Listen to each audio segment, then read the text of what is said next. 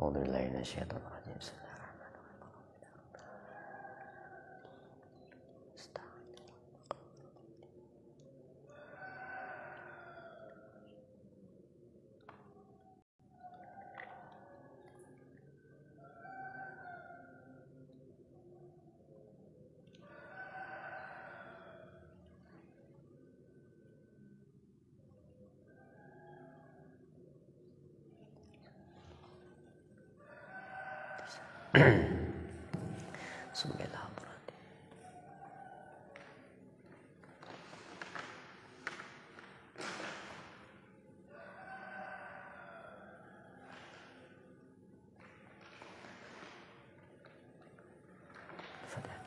A'udzubillahi minasyaitonir rajim. Bismillahirrahmanirrahim. Iyyaka na'budu wa iyyaka nasta'in. Assalamualaikum warahmatullahi wabarakatuh. Alhamdulillahilladzi ja'ala al-ilma arfa'a sifatil kamaliyah. Wa asyhadu an la ilaha illallah wahdahu la syarika lah. Alladzi khassa man syaa min ibadihi bil ma'athiril hukmiyah. Wa asyhadu anna Muhammadan abduhu wa rasuluhu alladzi khassatullahu ta'ala bi jami'i kamalatil ubudiyah. Wa sallallahu ala sayyidina Muhammadin alladzi mala'allahu ta'ala qalbahu sallallahu alaihi wasallam min jalalihil a'la jalla wa ala. Wa aina Allah sallallahu alaihi wasallam min jamalihil asna fasara sallallahu alaihi wasallam mansurun masrurun mansurun wa ala alihi wa ashabihi wa saliqina ala nahjihi fanalu khairan wafiran amma ba'du. Alhamdulillah, syukur kita kepada Allah Subhanahu wa ta'ala. Pada kesempatan subuh ini kita dapat melanjutkan pengajian kita Nasaihul Ibad, di mana masih dalam muqaddimah mengambil dari hadis Nabi sallallahu alaihi wasallam, sayati zamanun ala ummati, kata Nabi sallallahu alaihi wasallam. Dalam kitab Nasaihul Ibad tertulis suatu hadis Nabi sallallahu alaihi wasallam, di mana Nabi bersabda, sayati zamanun ala ummati yafirruna minal ulama wal fuqaha fayabtalihimullahu bithalasi baliyat.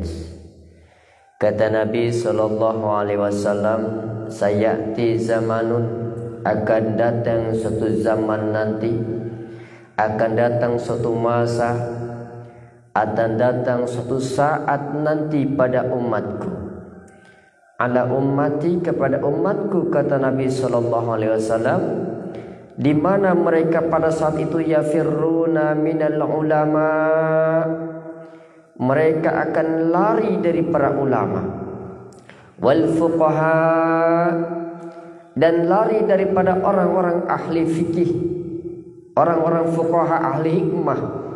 Maka kalau sudah begitu, kata Nabi sallallahu alaihi wasallam, fayabtalihimullahu bisalasi baliyat, Allah akan mendatangkan kepada mereka dengan 3 musibah, 3 keadaan. Ini zaman di mana orang sudah lari daripada ulama, lari daripada fuqaha, sudah lagi tak mau mendengarkan, mengikuti fatwa-fatwanya para ulama. Maka kajian subuh ini supaya kita tidak jauh dari fatwa-fatwa ulama yang termaktub dalam kitab-kitab ulama, supaya kita terhilang dari perbuatan-perbuatan yang sia-sia, daripada kita habis subuh tidur bermainan HP misalkan, main game. Lebih baik kita sedikit ada manfaat ngaji. Maka kata Nabi SAW dalam kitab Mukhtarul Ahadis, Nabi bersabda, min husnil islamil mar'i tarkuhu ma la ya'nihi. Masya Allah, ini hadis luar biasa. Kita ini jauh nih. Min husni islamil mar'i tarkuhu ma la ya'nihi. Kata Nabi, sebaik-baiknya Islam seorang muslim yang paling baik itu apa itu? Kata Nabi SAW, mereka tarkuhu ma la ya'nihi, meninggalkan perbuatan yang sia-sia, meninggalkan perbuatan yang tidak bermakna, meninggalkan perbuatan yang tidak ada artinya. Daripada subuh kita tidur, lebih baik baca Quran, dihiasi hidup kita dengan nilai-nilai ibadah. Daripada subuh kita bengong, ngelamun, lebih baik kita isi dengan zikir. Ini kata Nabi, orang yang paling baik Islamnya adalah yang tarkuhu malayanihi, yaitu orang yang meninggalkan daripada perbuatan sia-sia. Ini kadang kita kalau ngaji mah ngantuk, kalau baca Quran mah ngantuk, tapi kalau ngobrol semalaman penuh sampai jam 1 malam, sampai jam 12 malam, padahal obrolan-obrolannya sia-sia belaka saja. Bahkan di situ ada terpeleset ngomongin orang, gibah orang, fitnah orang, mencela orang. Itu kumpulan-kumpulan yang perbuatan sia-sia. Maka kata Nabi SAW, orang yang bagus Islamnya itu bukan berarti yang pecinya putih, bukan yang serbannya nyengser, bukan yang jenggotnya panjang, tapi di mana dia dapat meninggalkan perbuatan yang sia-sia, diisi dengan perbuatan yang baik. Zikir kepada Allah, mustalahul hadis, mutala'ah ilmu-ilmu agama, membaca kitab-kitab ulama. Maka itulah orang-orang yang baik Islamnya. Daripada kita nganggur malam sampai suntuk ngantuk subuh ketinggalan, lebih baik gunakan kesempatan kita itu untuk berbuat baik, untuk beribadah kepada Allah Subhanahu wa ta'ala. Karena Nabi menjamin, siapa orang, kata Nabi, aku jamin dengan 2 perkara. Dalam hadis Imam Al-Bukhari, Nabi SAW menjamin kepada orang. Yang pertama, aku jamin kepada orang yang bisa menjaga 2 selangkangannya. Masya Allah, ini hadis bahasanya halus. Di antara 2 selangkangan. Kalau bahasa kita di antara 2 paha, kata Nabi, siapa yang bisa menjaga antara 2 pahanya? Yang kedua, siapa yang bisa menjaga antara 2 bibirnya? Ini artinya menjaga selangkangannya, menjaga di antara 2 paha itu adalah orang yang bisa menjaga farjinya. Mohon maaf, kemaluannya dari perbuatan zina, perbuatan maksiat. Kemudian kata Nabi, yang kedua yang dijamin oleh Nabi SAW dengan surga, orang yang bisa menjaga di antara 2 bibirnya. Apa itu? Lisannya. Masya Allah, aku jamin mereka dengan surga. Hadis ini sahih, diriwayatkan oleh Imam Al-Bukhari dari sahabat Abu Hurairah radhiyallahu anhu. Jaminan Nabi dengan surga. Maka kalau kita ingin masuk surga, jaga 2 selangkangan. Mungkin bisa kalau kita menjaga 2 selangkangan, tapi yang berat menjaga di antara 2 bibir. Apa itu? Lisan. Maka kata Nabi SAW, la yablughul abdu haqiqatal iman hatta yahzunna minal lisan. Kata Nabi sallallahu alaihi wasallam, tidaklah orang mendapatkan hakikatul iman, hakikat indahnya iman, hatta yahzunna minal lisan, sampai dia bisa menjaga lisannya. Masya Allah. Lisan ini memang tak bertulang.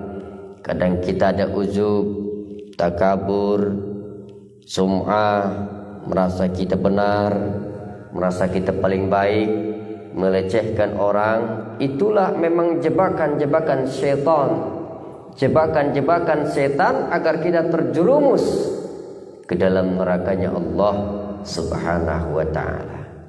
Kadang kita bisa nilai orang, waduh ini imamnya kurang fasih ini, banyak yang salah ini. Padahal kita sendiri belum tentu bacaannya baik. Oh ini sujudnya kurang mantap ini, padahal kita sendiri belum tentu. Maka orang yang paling baik, orang yang selalu mengagungkan kelebihan orang lain dan selalu melihat kekurangan dirinya sendiri.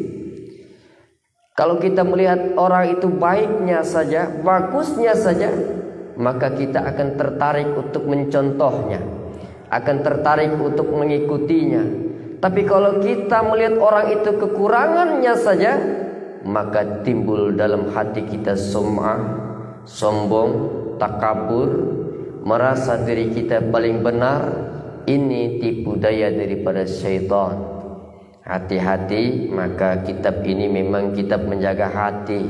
Nasaihul ibad adalah nasihat terhadap hamba, supaya kita hatinya bersih, tidak kotor, tidak merasa keburuk terhadap orang, tidak sum'ah, tidak takabur, merasa amal kita kecil dibanding amal orang lain. Walaupun sholat kita rajin, kita merasa kecil dibandingkan ibadah-ibadah orang lain. Selalu memandang dengan hati yang bersih. Kenapa orang tidak ke masjid?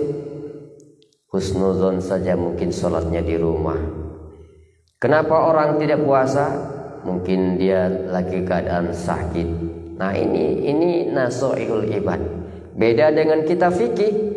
Kalau fikih kajiannya halal haram, sah, mubah, nah itu kajiannya fikih. Kalau nasoihul ibad ini mengajarkan hati kita supaya bersih, memandang setiap yang ada dengan hati kacamata yang putih, merendahkan diri kita di hadapan Allah, merasa kita ini tidak ada apa-apanya, merasa amal kita ini kecil, merasa ilmu kita ini cetek dibandingkan dengan orang lain. Itulah yang akan menyebabkan hati kita senantiasa bersih dari ujub, takabur, sum'ah. Maka amalan para wali itulah yang diamalkan. Orang, kata Nabi sallallahu alaihi wasallam, mendapat hakikatul iman, mendapat kenikmatan iman apabila dia sudah bisa menjaga lisannya dari perbuatan-perbuatan yang tercela, dari kata-kata yang tercela, dari kata-kata yang kotor, yang dari kata-kata yang tidak bagus untuk disampaikan.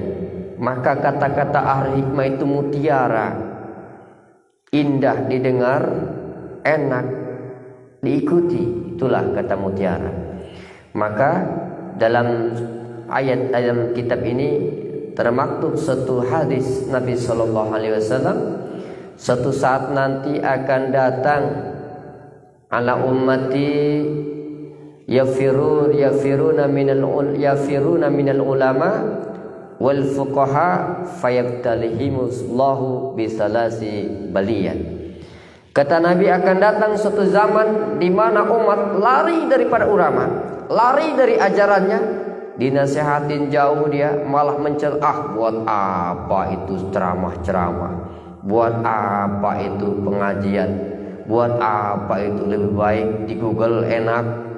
Nah ini orang yang sudah lari daripada peringatan-peringatan ulama, Disuruh sholat, engkau aja sholat sana benerin sendiri. Nah ini orang sudah jauh daripada ulama. Suruh puasa, suruh berbuat baik.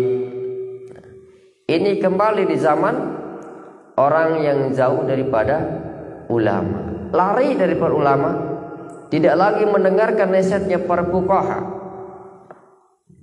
Kalau sudah begitu, nanti di akhirat mereka dalam surat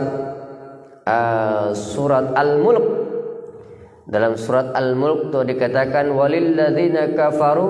Sebelum itu disampaikan orang yang membangkang yang masuk neraka ini akan menyesal dia.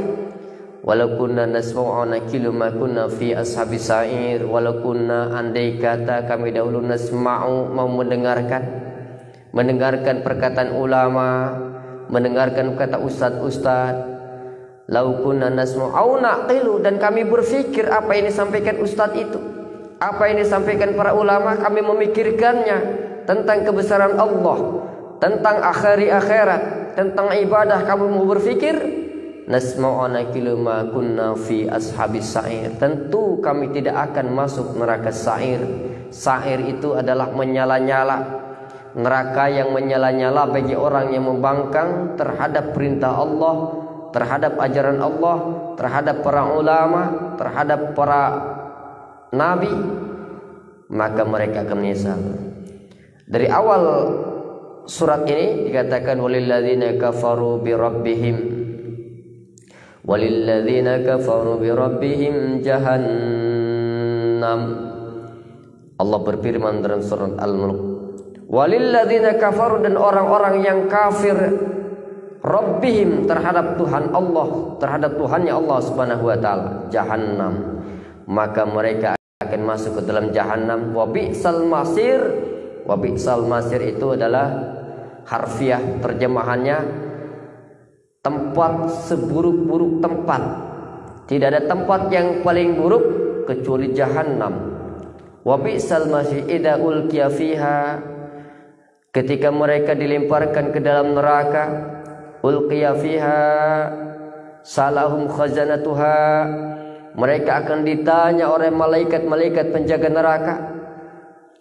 Idza ulqiya fiha faujun salahum khazanatuha lam ya'tikum nadhir, ditanya kepada mereka ketika setiap kali penjaga neraka melemparkan orang-orang yang durhaka tadi, khazanatuha, mereka nanti akan ditanya oleh penjaga-penjaga neraka. Sa'alakum, disual mereka, apakah tidak ada dahulu waktu kamu di dunia orang yang mengingatkan kepadamu, yang mengajak kamu sholat, yang ketika engkau berbuat maksiat diingatkan, datang para rasul, para sahabat, para tabi'in, para ulama, para ustadz, para kiai. Apakah tidak ada mengingatkan kepadamu bahwa riba itu dosa besar, bahwa judi itu dosa besar, bahwa mabuk itu dosa besar, bahwa meninggalkan sholat itu dosa yang paling besar, bahwa meninggalkan ibadah puasa Ramadan itu dosa besar? Kenapa engkau di dunia tidak melakukan puasa, tidak melakukan sholat, tidak berbuat baik, malah engkau sibuk dengan maksiat, sibuk dengan judi, sibuk dengan mabuk, dengan zina? Apakah tidak ada yang pernah mengingatkan kepadamu? Qalu, mereka menjawab, bala, benar. Dahulu, qalu bala, benar, dahulu telah datang kepada kami para ulama, para ustadz. Wa kadzabna, tetapi kami mendustakan mereka, tapi malah kami mengolok-olok mereka, malah kami mencela mereka, malah kami menghinakan mereka, malah kami memfitnah mereka, menggunjing mereka. Dahulu kami gunjing mereka, kami celak mereka, kami cari-cari kesalahan mereka, kami penjarakan mereka, kami intimidasi mereka. Maka kalau sudah begitu, mereka dilemparkan ke dalam neraka. Setiap kali dilemparkan ke dalam neraka, neraka itu bergejolak dengan suara yang bergemuruh menakutkan kepada orang-orang hampir neraka itu meledak karena marah kepada orang-orang yang durhaka tadi. Maka sudah masuklah mereka ke dalam neraka. Lalu mereka berkata penuh penyesalan, wa qalu law kunna nasma'u aw nakilam ma kunna fi ashabis sa'ir.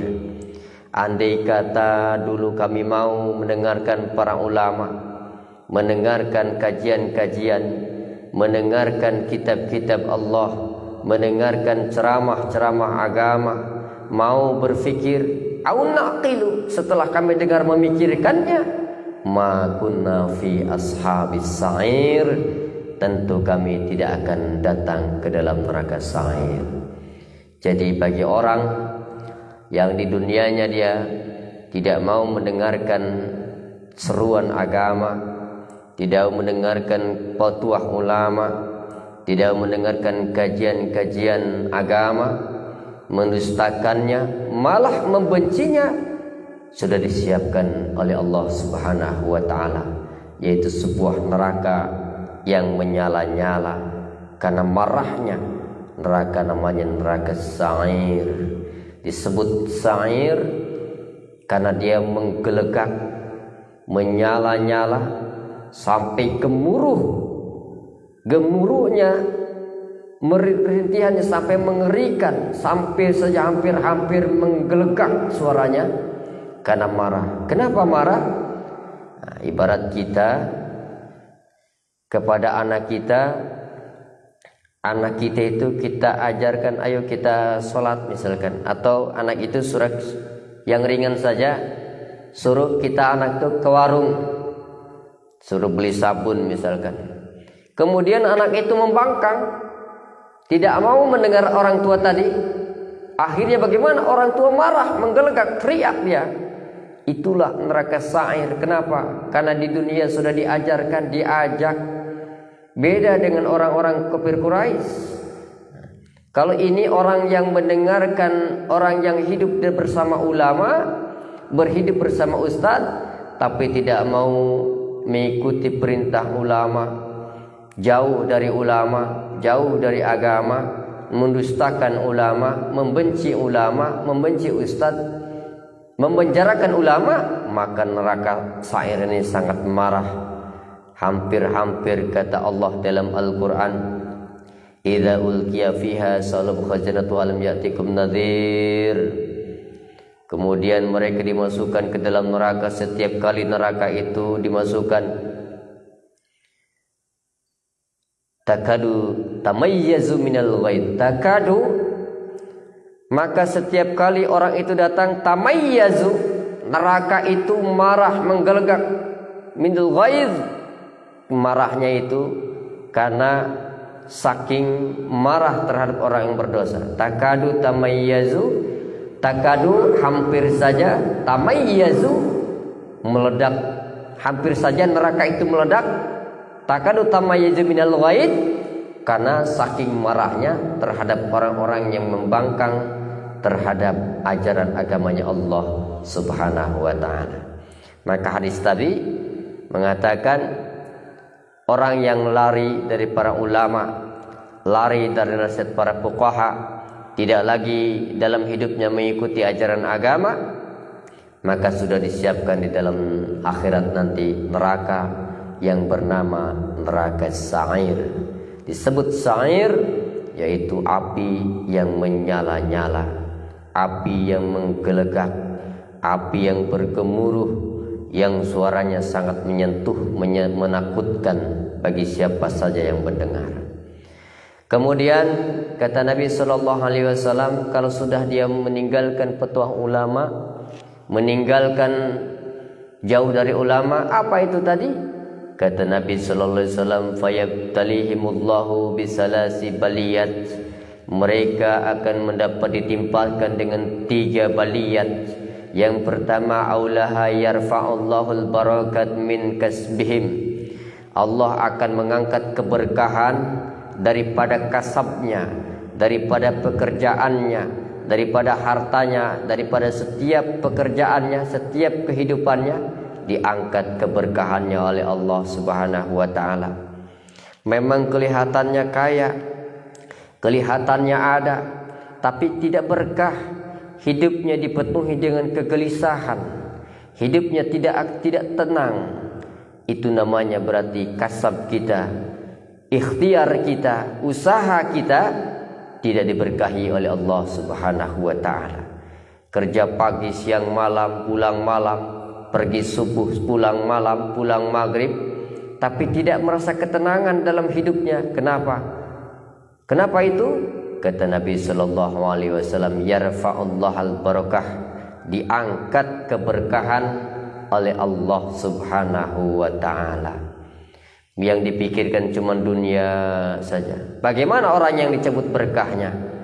Dia sibuk dengan pekerjaannya, sibuk mengumpulkan dunia, sibuk perdagangannya, sehingga dia malas untuk ibadah kepada Allah, malas untuk zikir kepada Allah, malas untuk sedekah, malas untuk berbuat baik.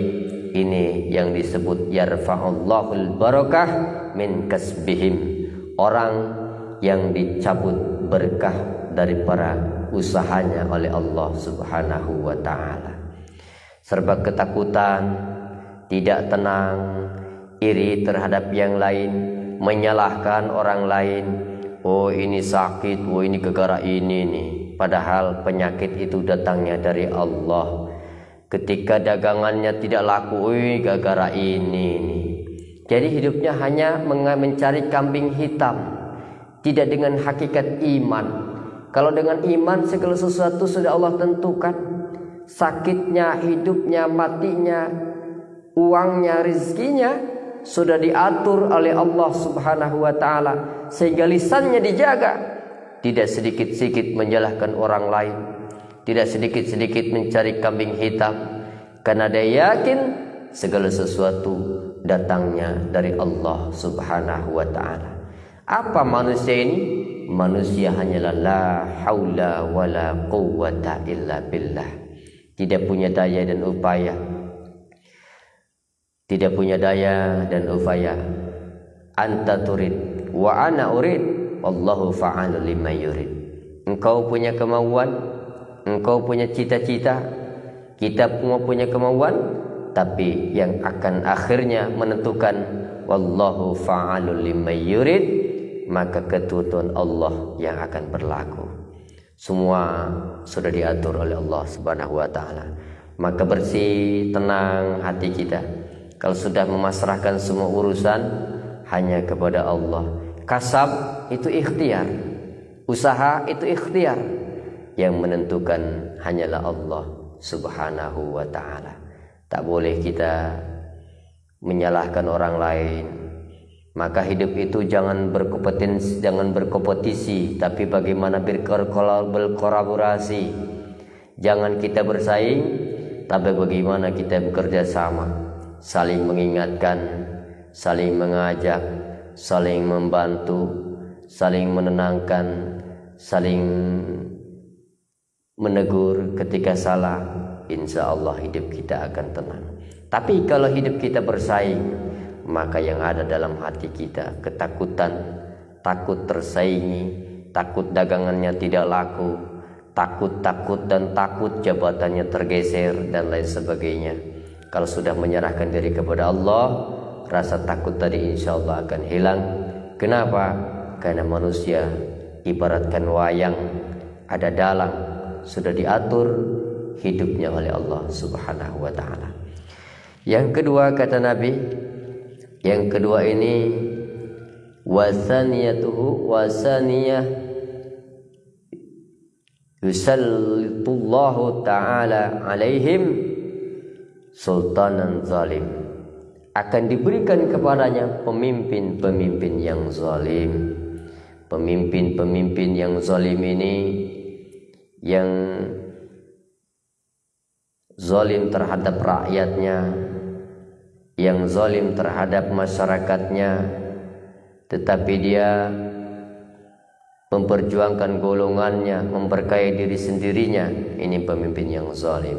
Karena waktu yang sangat singkat, mungkin tidak kita jelaskan secara rinci. Kemudian yang ketiga, wasaliyatu yakhrujuna minad dunya bi ghairi iman.